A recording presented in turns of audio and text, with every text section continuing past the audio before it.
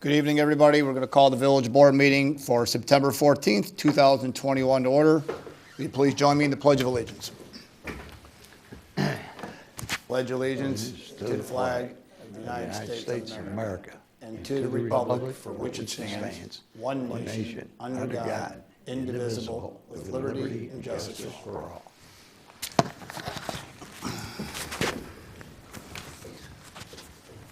Lana, roll call, please. Mayor DeBold. Here. Trustees Brockman. Here. Carroll. Here.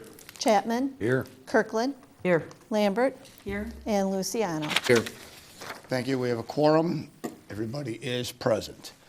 Are there any citizens wishing to address the village board this evening? Seeing none, let's move on to our consent agenda. Consent agenda for this evening. Item number 1, approval of the regular meeting minutes of August 24th, 2021. Approval of the committee of the whole meeting minutes, August 24th, 2021. Approval of accounts payable in the amount of $845,157.50. Are there any items that a trustee has a question or wish to be removed? I'll make a motion to approve the consent agenda. I'll second. Motion Luciano, second Chapman. Roll call, please. Carroll. Here. Yes. Chapman. Kirkland. Yes. Lambert. Here. Yes. Luciano. Yes. And Brockman. Yes. Taking a drink. Motion carried to pay the bills. Reports of communications. We do have a proclamation this evening for Constitution Week. Bear with me for a minute. We will gladly read that. And on behalf of that, it's my understanding Marie Lozano is here to help receive as the recipient, or no? I don't think she's here yet. She wasn't here yet? At this point, sir, but we will not hold up your meeting, we promise, and someone else will. Not a problem. Thank you. All right. For this evening's proclamations, Constitution Week, September 17th through the 23rd. Whereas it is the privilege and duty of the American people to commemorate the 234th anniversary of the drafting of the Constitution of the United States of America with appropriate ceremonies and activities. And whereas Public Law 915 guarantees the issuing of a proclamation each year by the President of the United States of America designating September 17th through the 23rd Constitution Week. Now, therefore, I, Clarence C. DeBold, by virtue of the authority vested in me as mayor of the village of Shorewood and the state of Illinois, do hereby proclaim the week of September 17th through the 23rd, 2021 as Constitution Week, and urge all citizens to study the Constitution and reflect on the privilege of being an American with all the rights and responsibilities which that privilege involves. In witness whereof, I have hereto set my hand and caused the seal of the village of Shorewood to be affixed on this 14th day of September of the year of the Lord 2021.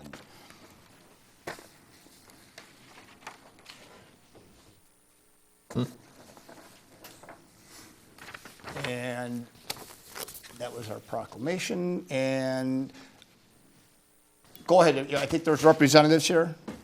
Would you like to say a couple words? And so everybody's aware, this group is from the Joliet chapter of the National Society of Daughters of the American Revolution. Thank you. Mayor DeBold and Village of Shorewood board members, we want to thank you so much. We are from the Lewis Joliet chapter of the National Society Daughters of the American Revolution. And of course, the Constitution is extremely important to all of us, coming from backgrounds of actual patriots who put this Constitution into order. It is the oldest Constitution in the world that has continued for that many years. I have with me chapter member and also the state chairman of the Constitution Week Committee for DAR. She is the chairman for the state of Illinois. And I also have with me Stacy Nava, another officer from our chapter. I am Mary Earhart, parliamentarian of our chapter. Marie could not be with us, but we are here. We're so grateful.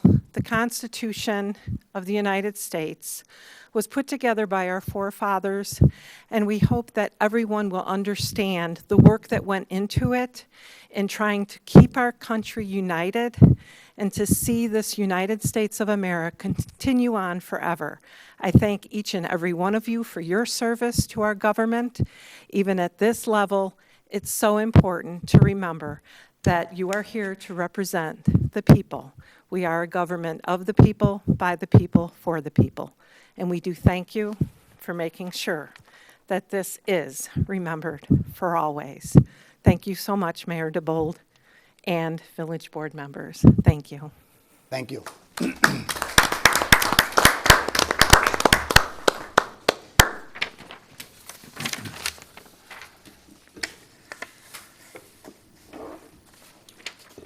Lastly, Lana, were there any other communications that were sent to the board? No, sir. Thank you. Moving on to tonight's order of business. Item number 1, we have a presentation of the March 31st, 2021 Comprehensive Annual Financial Report. Ms. Burkholder. Thank you, Mayor. The Comprehensive Annual Financial Reports for the Village of Shorewood year ended March 31st of 2021. Certainly everything changed during that fiscal year. The pandemic started immediately at the beginning of our fiscal year, and this report, this audit, this process was an opportunity for the village to reflect on how that impacted our operations as well as our finances. We're very pleased with both the process of the audit that Anthony and his team at Sikich were able to complete, as well as the financial results therein. So to get into more detail, I'll introduce Anthony Cervini, partner at Sikich. He was in charge of our audit this year.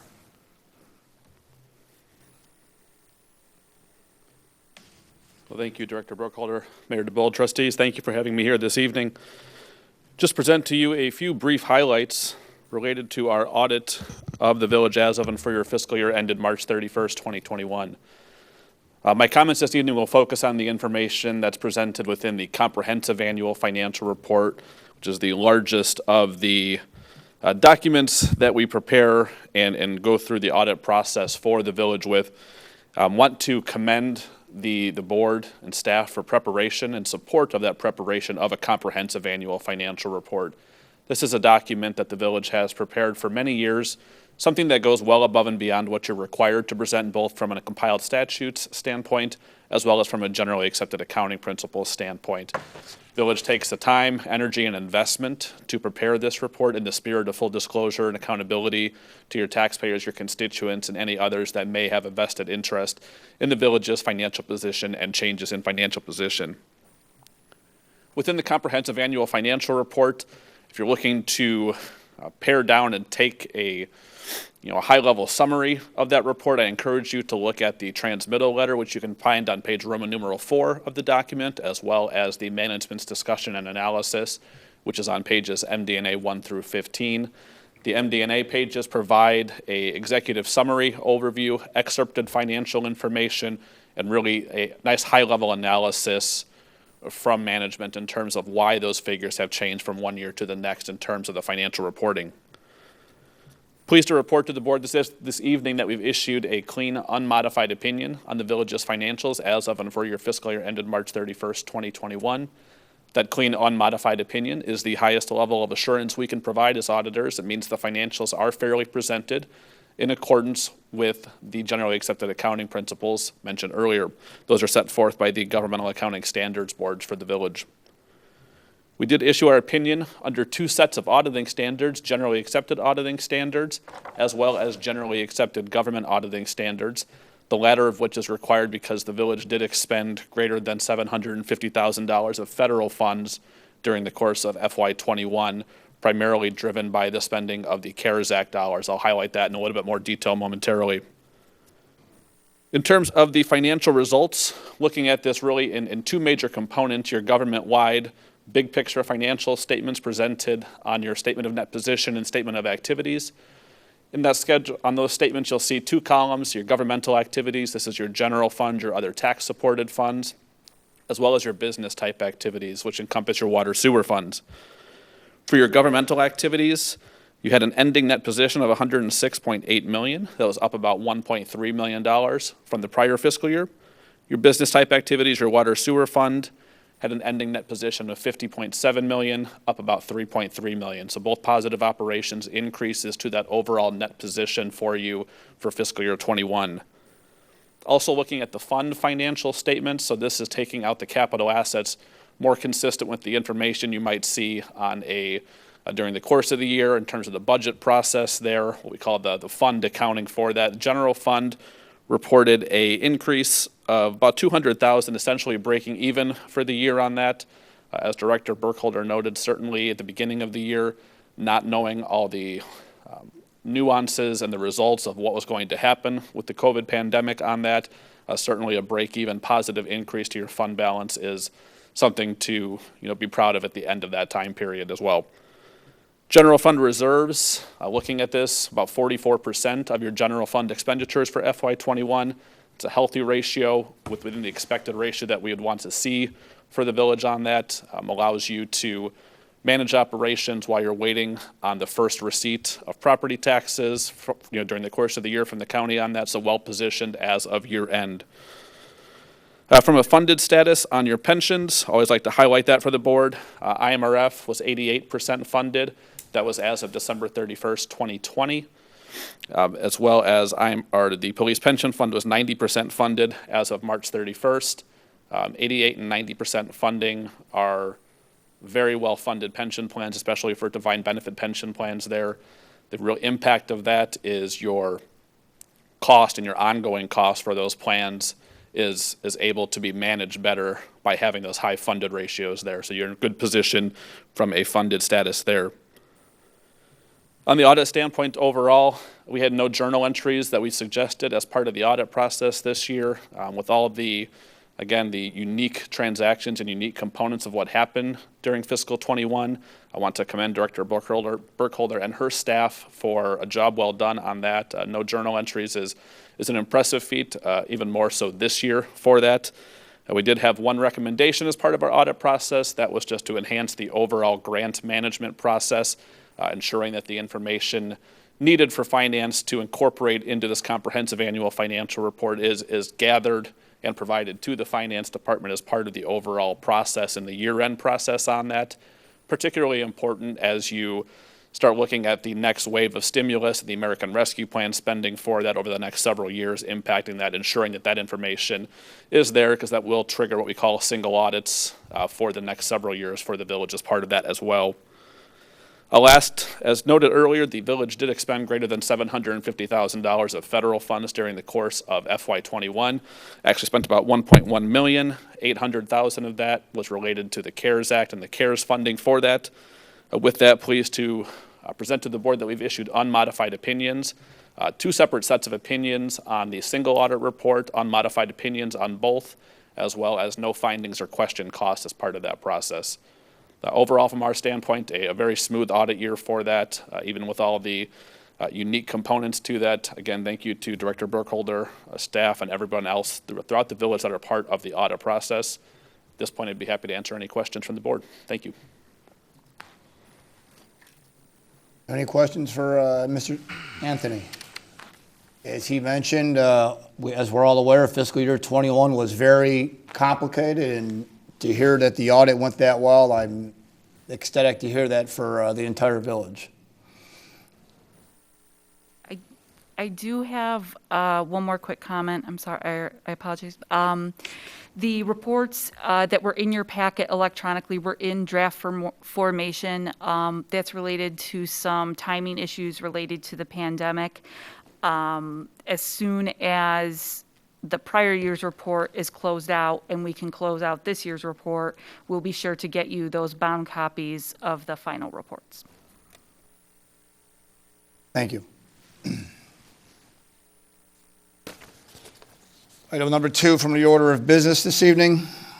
Consideration for approval of a contract award to Superior Road Striping Incorporated with an amount not to exceed $50,000 for the 2021 annual pavement marking program and waive the bid process. Director Noriega. Thank you, Mayor. We identified 3 locations for our annual pavement marking program. Mound Road between Southwest Frontage and Park River Lane, Southwest Frontage Road between Sile and Mound, and Windstone from Route 52 south to Auburn Lakes Drive. As you're aware, pavement markings over time does wear, depending on how much traffic is on that roadway. And it also, during our snow removal operations with the plow blades on the pavement, does wear and remove those pavement markings over time. We requested quotes from 4 different contractors that perform this type of work. The work includes the epoxy urethane pavement marking included also in recessed grooves, which puts the pavement marking about 1/8 of an inch below the grade of the surface so that when our plow blades are during our snow removal operation does not impact the pavement markings as much. Out of the 4 contractors, Superior Road Striping Company is the low quote with a cost of $39,295.10. Staff is recommending that we award the contract in the amount not to exceed $50,000 to also cover a little bit additional if there are as constructed, as built quantities during the layout and striping of the pavement, and also waive the bid process. Any questions? It was Superior, the contractor we've used the last year or 2 as well. They were also, the last year, yes. Any problems from last year when they did the services? No, Thank they were you. actually very fast. We waiving the bid process? Aren't these bids? We received 4 quotes. The formal bid process would be do a sealed bid process where we would create the contracts, all the specifications for it, and then provide them the advertisement for bid. And then we would have the bid opening in a, call it advertised in a public setting. We did not do that. We gave the quantities of what we wanted for the striping. It is just pavement markings, invited them to give us a quote, and we took the 3 that submitted, and we reviewed their quote. How many miles is this, or feet? I This looked one's at the map. 19,000 linear feet, so it's about 4 miles, 4 miles? yes. Thank you. Question? Well, I think you already addressed it. I was just curious, I mean, you had 3 bids, however you got them. Isn't that sufficient? Wait, not to It's have just to a waive little the bid different process. I think what they went through is a bit of an more informal process. It's a little cheaper to get the project onto the street and get the quotes back. It's not an official public bid process, but it has essentially the same result in that you got the lowest of the 3 quotes that were submitted. For that dollar amount, are they required to get sealed bids normally? For Yes. that low- Well, no, well, The village administrator can waive it up to $100,000 if I think it's in the best interest of the village. So Mr. Carroll brought this up, we talked about the purchasing policy this week, $25,000 to $99,000. The village administrator, since it can authorize the waive of the bid process if I think it's in the best interest of the village. We've used this contractor before, we know what the process was. I authorized Noriel to just get the quotes and waive the bid process. The formal bid process, as you had just described, is rather cumbersome and takes extra time. Like I explained to you, we wanted to make sure that they got it done in a timely manner while they had the materials that could get done. We didn't want to have the same problem we had with the pickleball courts where it was going to take an extra couple of months and then it gets too cold to do it. Yeah, I understand. When I saw the 3 bids, I didn't understand why. yeah, you're waiving it's the just a bottom matter of, process. the formal bidding process is a bit more technical and a bit more complicated, where this is a faster and less expensive process to put forward. Okay. And the statute does allow you to waive the public bid with a vote of 4 of the trustees doing that. Any other questions? I'll make the motion to approve a contract award to Superior Road Striping with an amount not to exceed $50,000 for the 2021 annual pavement marking program and waive the bid process. Second. Motion Lambert, second Luciano. Roll call, please. Chapman? Yes. Kirkland? Yes. Lambert, Yes. Luciano, Yes. Brockman, Yes. and Carroll. Yes. Thank you. Motion carries, thank you. Move on to report, Building Department. No report for this evening. Community Development.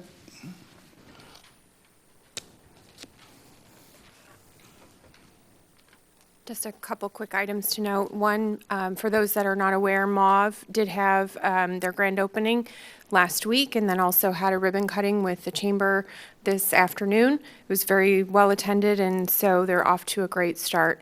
So if you haven't had a chance to visit them, I would encourage you to do so. The other thing is an update on the comprehensive plan. We're finalizing our review and hope to have a recommendation to the board sometime next month. That is all I have. Thank you. Thank you. Finance. Nothing additional, thank you. Thank you. Parks.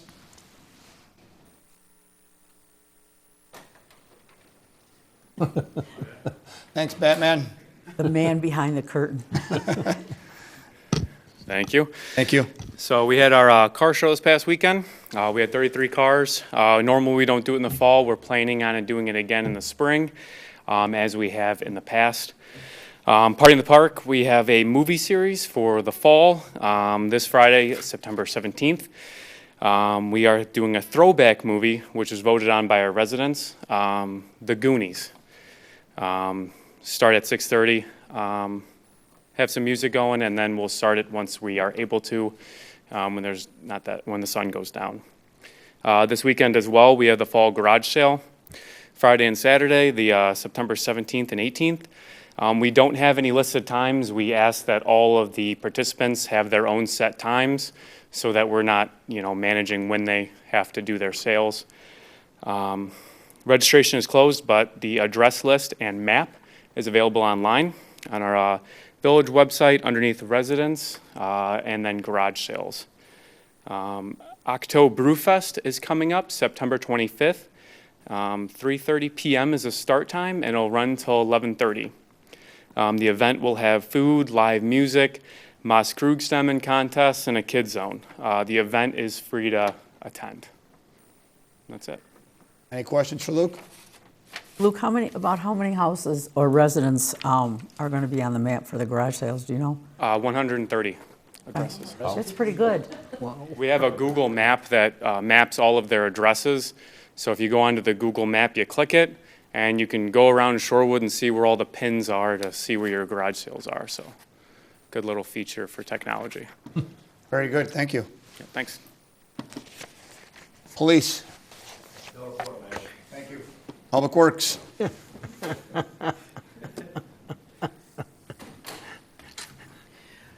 Black and Shorewood, thank you, Mayor. The Black and Shorewood traffic signal is up and operational.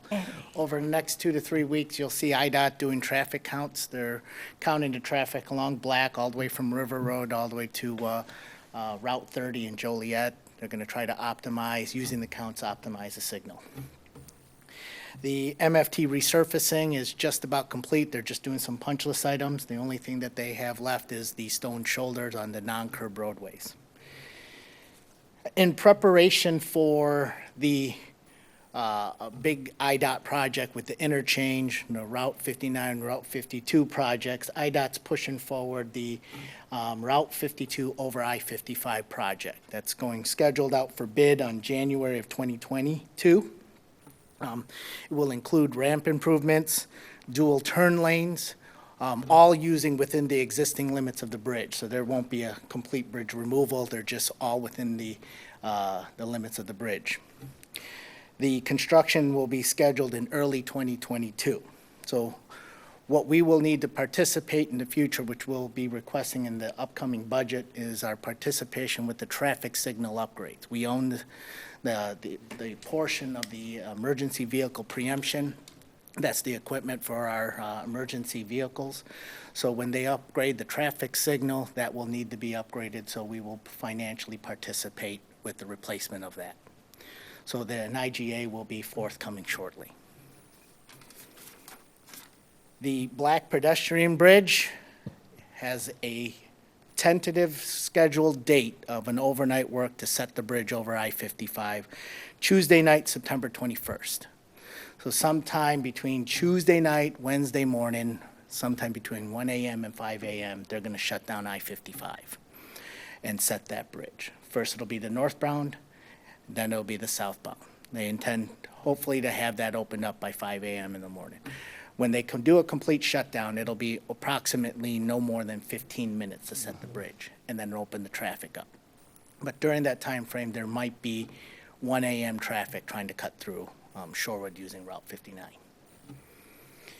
For Public Works, at the new Public Works facility, over time, we've accumulated a lot of concrete debris over the years that's been sitting over by our salt dome. So staff, over the last couple weeks, removed 65 loads of concrete debris and hauled it out for our construction of our Public Works facility.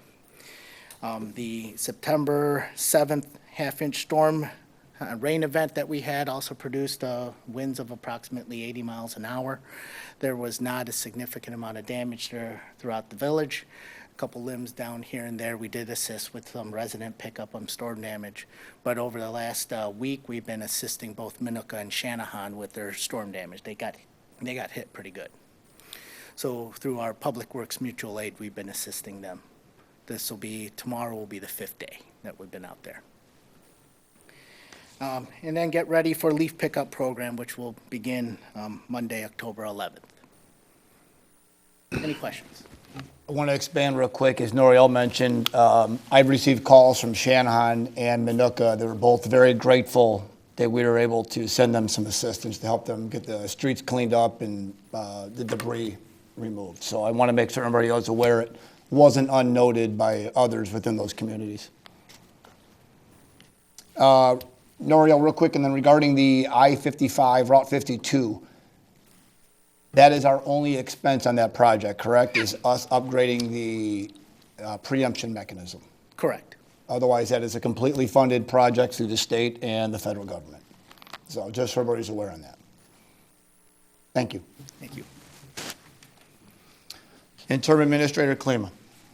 So 3 quick things. First, IML will be next weekend, so those of you that have gone and are not going, or if you've looked over materials and there's anything in particular you want looked into, let me know so I can look into it and get back to you after the conference. Second thing, we, staff, have been working diligently on creating a job description for an IT person to replace Fran Durante, who retired. So I have that out to a consultant right now. We hope to be able to get that back in the next week or two and then craft an advertisement to start advertising for an IT person. And we'll have to bring that before the board to make sure that you guys fully understand what our intent to do with the program, short and long term, and then how we're going to fund it. And then lastly, at the next meeting, the Committee of the Whole staff intends to bring representation, particularly engineers from the Southwest Water Planning Group, to make a presentation to you and answer any questions you may have. I know that Mr. Carroll and Mr. Brockman are attending the tour on the 4th, right? Yes, the 4th. So the 4 of us, Noriel and I, are both going to go. We'll see the facility at the top end, and then they'll be describing on the tour all the construction that'll happen all the way down to our way. And between the Committee of the Whole next time and that tour, we'll have a much better understanding of what we're looking at. The ongoing discussions are all about continued refinement of the engineering and financing as we refine how many people are in. Obviously, the governance portion is a big portion of this. There's a full-day workshop on the 23rd. We think, yeah, September 23rd, so I may not be going to IML during the first day. I probably will stay back and participate in those discussions because we're getting down to some key components of that. So if there's any ever questions about that, please reach out and let us know, okay? Is there a deadline to let you know about going to that Southwest tour? It passed, I think. Right? Passed? Yeah, it passed already. No, never mind, it's not a big deal.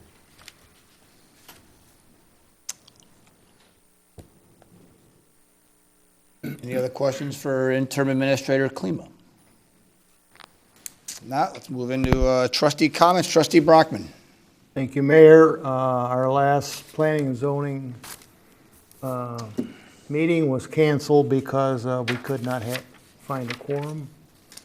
And I think I've been chair of that group for 9 years, and I think that's the first time we didn't have a quorum in my 9-year stint. So our next meeting will be the first Wednesday of October.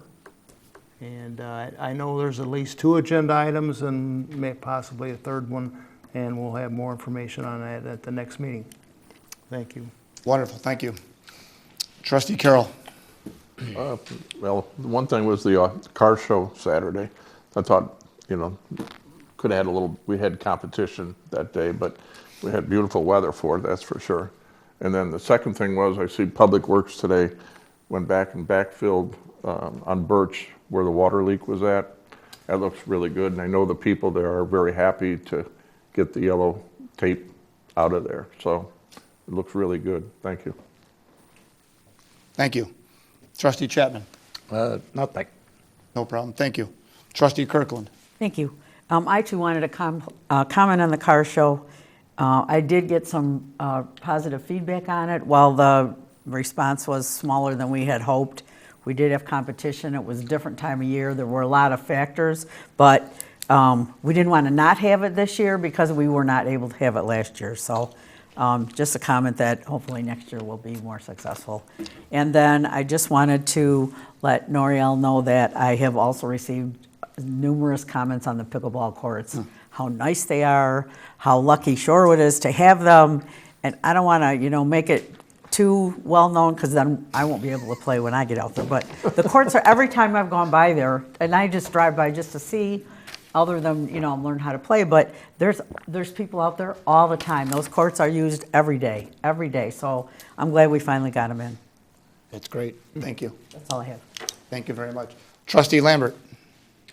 I don't have anything other than I attended the Mauve and Nosh today, the grand opening, and it was wonderful. And it's a little bougie place to go in Shorewood now. It was very nice. Sounds good, thank you. Trustee Luciano. I just had one question that I wanted to clarify. I received from ComEd a letter today letting me know that Constellation New Energy Incorporated will no longer be supplying the electrical service. Is that something that's going out to all the residents? It went out in everybody's bill. My wife even asked me about it this afternoon when she got our bill. So the aggregation did end. There was a letter that went out about a year ago that informed the residents in their electric bills that that was coming to an end. So the Will County Governmental League had decided that it wasn't in the best interest of the public to continue the aggregation program. Well, I just wanted to clarify in case I had any questions on it, I could answer it. Right, everybody that that was getting that got that in their ComEd bill. So this is, everybody got this? Everyone should have gotten that in their bill. Then the only other thing I had is I just wanted to mention that the Citizens Advisory Committee will be meeting on September 23rd at 7 p.m. I think we'll probably be meeting in the boardroom since the COVID restrictions are still on. And we will be having the Kiwanis making a presentation. Becky Hatchett will be making a presentation on what the services the Kiwanis clubs provide. We also, as I mentioned, had several new members join over the summer break, and I'll probably be bringing to the board for the voting members and the alternates, making recommendations to the mayor so he can have the board approve those positions. Evidently, they have expired, and we were waiting to bring them to you until we can get them filled. Other than that, the only thing I have is, like any other time, if anyone's interested in getting involved in the Citizens Advisory Committee, that would be, they can contact myself or any of the village members or committee members on the village website. That's all I have. Thank you. After this, what do you got? I forgot to mention, the advertisement is out for the chief of police. We have gotten some applications back. The consultants have been discussing those. We have gotten several questions from potential applicants. I don't know how many we'll end up with in the end, but that process is ongoing. Thank you. Take a motion, we'll go into executive session. There'll be no action after executive session. We will adjourn the village board meeting upon that conclusion.